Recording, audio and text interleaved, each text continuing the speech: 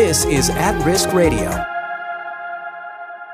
Welcome to At Risk Radio, where we talk about leadership in the persecuted church internationally. I'm your host, Mark Stafford, and I'm here today with Russell Stendal. Russell is a missionary in Latin America and is the director of SOM International in Latin America. Russell, what's a Galcom radio? Okay, Galcom is a company started by a friend of ours who's Canadian, and he used to work with recording scripture portions in native languages. And then in the old days when I was a kid and used to run around and help promote those things, we had hand crank phonographs with the old megaphone, like the old RCA Yeah, Victors. sure. And then after that, it went to hand crank cassette recorders. And eventually got to these Galcom solar-powered radios that are fixed-tuned. They can be fixed-tuned to multiple frequencies, and you can only hear those frequencies. And there's a button where you can toggle between them. And then on the memory chip, you can put an audio Bible and also recorded programming that's in the unit itself, in case, that for some reason they wouldn't be able to be in range of the station. Okay, so in the age of the internet and people who have, they got Bible on their phone right there, and they have Spotify, they have podcasts, smartphones. Why a solar-powered radio? How is that effective? Well, all those things that you just mentioned can be very useful tools in urban areas, and we have all our messages on Spotify. And what we do a lot on the internet, we broadcast 2 radio signals worldwide on the internet, all over the world, one in English and one in Spanish. So we're using those means, but you have to realize that there are people that live in rural areas that have no power source. They're so poor they can't afford batteries. There's no cell phone signal to even pick up. And so what are they going to do? And so these little Galcom units are just perfect because you charge them for a few hours in the sun and the batteries will last for 2 or 3 days. But the end result is, with a very reasonable transmitter, you can cover a whole country or a whole region. So what means are you using to get these radios into the hands of these very remote tribal areas? In extreme cases, parachutes from airplanes. Parachutes from airplanes. And any other means. Sometimes it takes horseback, mules, outboard motors, motorcycles, ATVs. It's whatever it takes. Whatever the situation, seems to require. So you say that you're broadcasting all over the area, bouncing off the ionosphere and whatnot. And so what kind of programming is on these stations? Well, since there's kind of a chip on their shoulder in many cases against Big Brother in North America, it's always a love-hate relationship with the United States. And we're not there to defend the United States, we're there to present the gospel. Right. And so, like, if we were to take your favorite preachers from North America and translate their stuff into Spanish, might sound great to us, but it wouldn't be well received by a significant percentage of the population down there. And so what we want is people from their area, from their country, from their region, someone who's faced the same kind of problems that they're facing and that has had their life transformed and is now in the ministry. And we want to record people like that. And those messages go straight in. So you're producing your own original program, Bible teaching programs, local music. What kind of program does this look like? We record a lot of our own music, especially choruses that are designed for people to be able to learn and sing. We also, record in different styles of the regions that we're in. We do programs preaching through the Bible.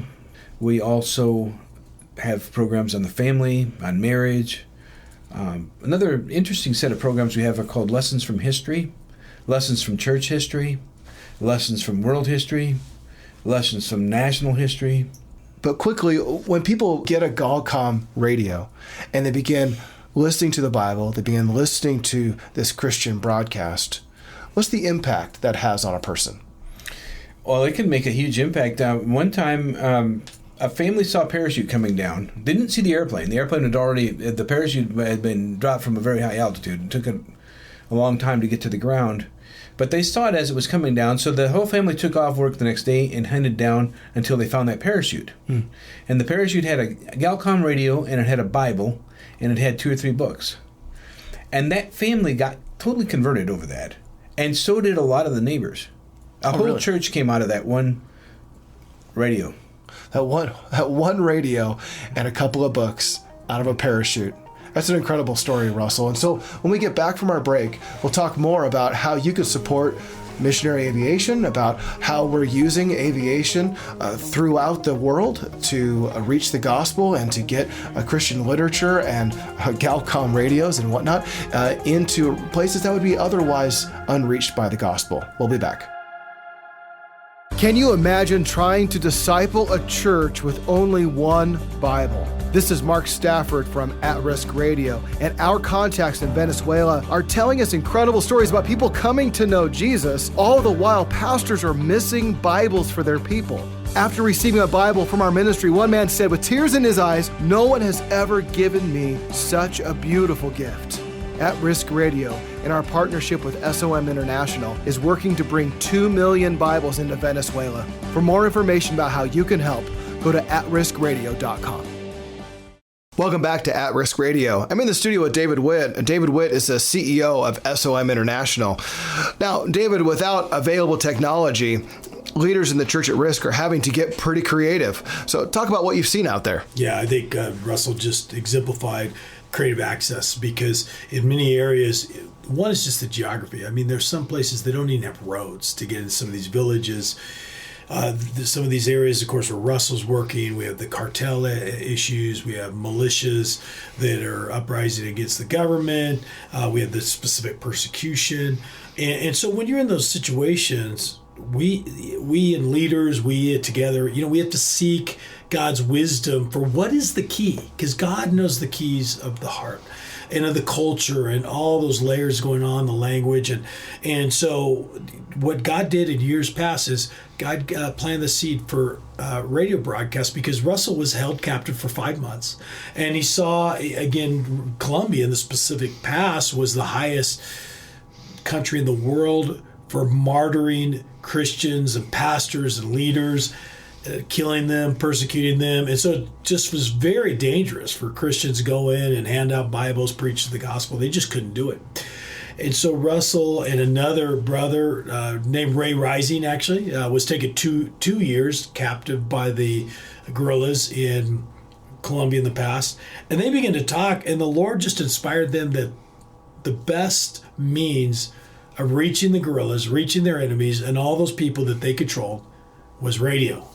And so they were praying about that. And sure enough, Russell came up to the stage, spoke at a church, and a guy came up and said, I just had this radio transmitter. I was wondering if you could use it. So confirmation of God. That's how God works. He gives us the vision. Then he begins to slowly put the pieces together and gives other people to come along to confirm it. And that's, again, a leadership aspect.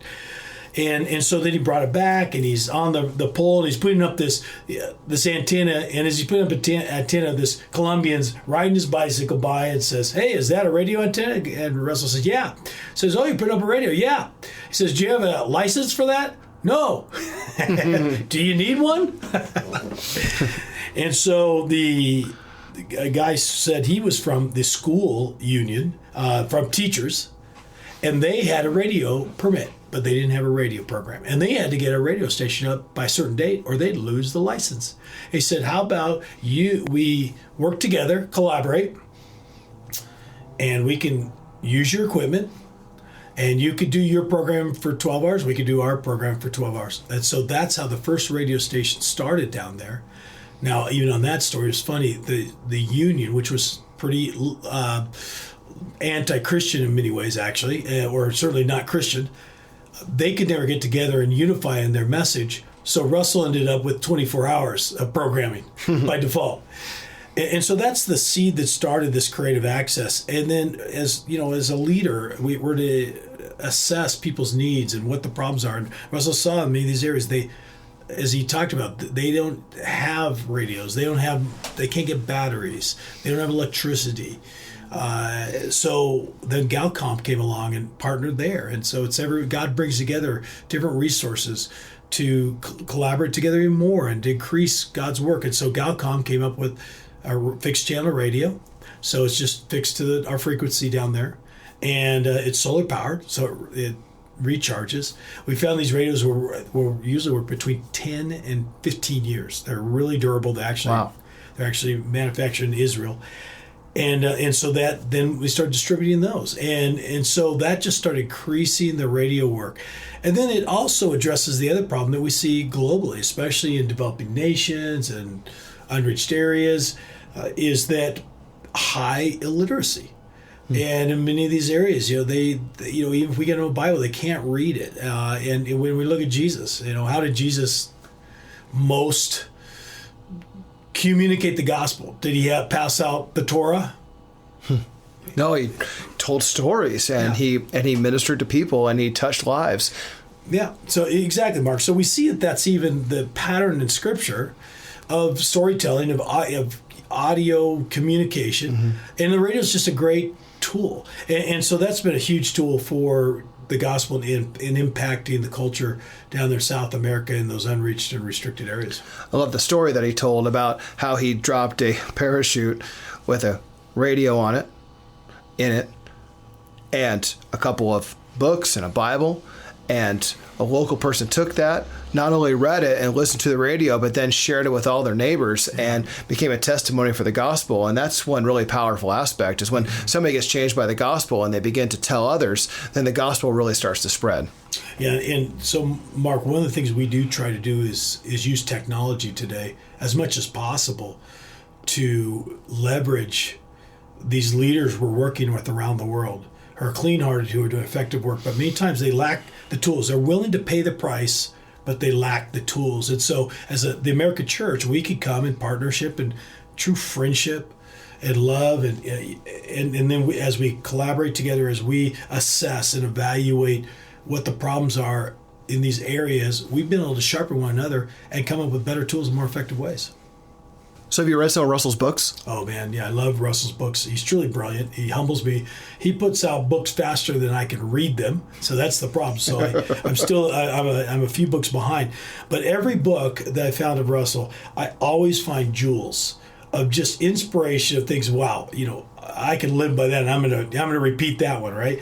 Russell's brilliant enough. There's sometimes there's things that he's talking about that I honestly don't always understand, but he always makes me think.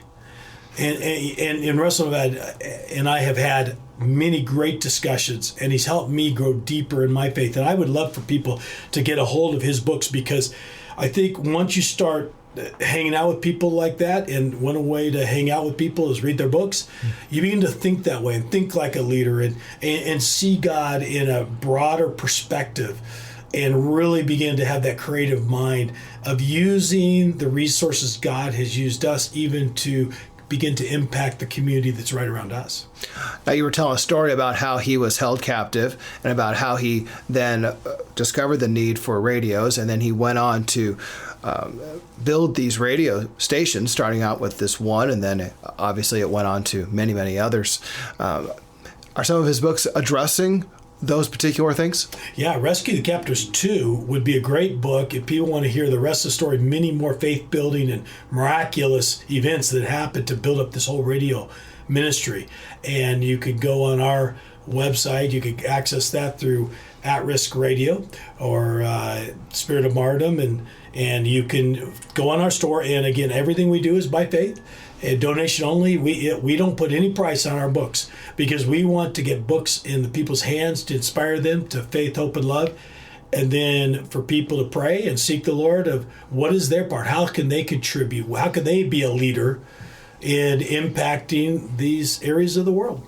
To be kept up to date about what God is doing within the church at risk all over the world, go to atriskradio.com, and there's a couple things you can do. First of all, you can sign up for the newsletter, and the newsletter is going to keep you informed about how you can support Russell and many of our other leaders around the world as they are ministering to the church at risk. You can also find some links there to our books and Russell's books, and you'll be able to buy those books. They're all on donation, and all of those donations, 100%, go to the ministry of people like Russell Stendal. I'm Mark Stafford, and this has been At Risk Radio. You've been listening to At Risk Radio. For more, go to atriskradio.com. At Risk Radio is a production of SOM International.